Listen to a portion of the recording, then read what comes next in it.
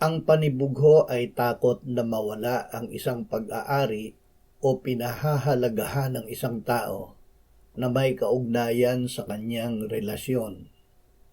Ang inggit ay ang pagnanais sa isang bagay na pag-aari ng ibang tao. Ang panibugho at inggit ay nagbubunga ng kaguluhan at masama.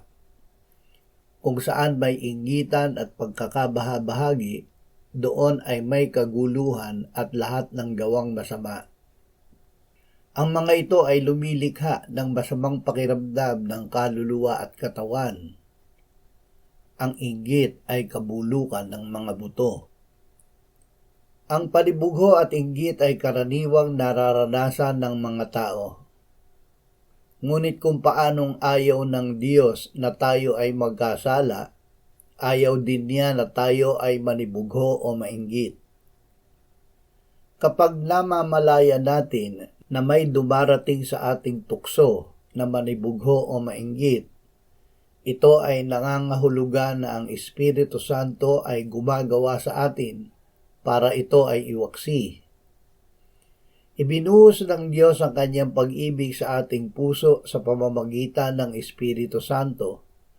Ang pag-ibig ng Diyos ay makapangyarihan laban sa panibugho o inggit.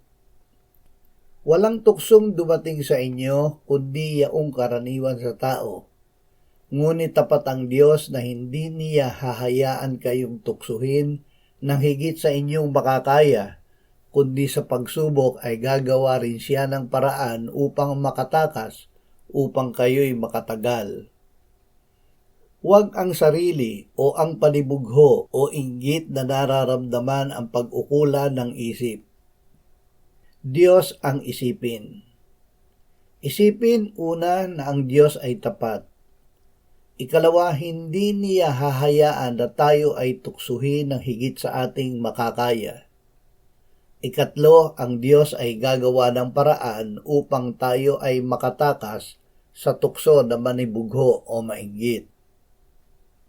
Ang Diyos ay liwanag at sa Kanya ay wala ni anumang kadiliman.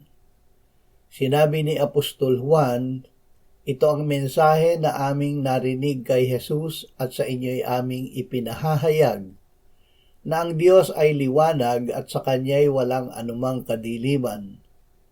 Kung tayo'y lumalakad sa liwanag na tulad niya na nasa liwanag, may pakikisama tayo sa isa't isa at ang dugo ni Jesus na Kanyang anak ang lumilinis sa atin sa lahat ng kasalanan.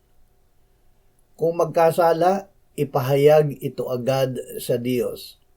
Kung ipinahahayag natin ang ating mga kasalanan, Siya ay tapat at banal na magpapatawad sa ating mga kasalanan at tayo'y lilinisin sa lahat ng kalikuan. Lahat ng ito ay gawa ng Diyos na ating matatanggap sa paraan ng pananampalataya sa Panginoong Hesus.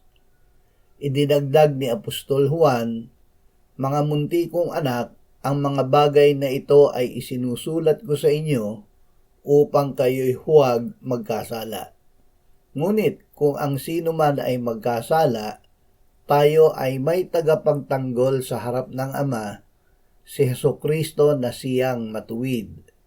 Siya ang kabayaran para sa ating mga kasalanan at hindi lamang para sa atin, kundi para din sa kasalanan ng buong sanlibutan.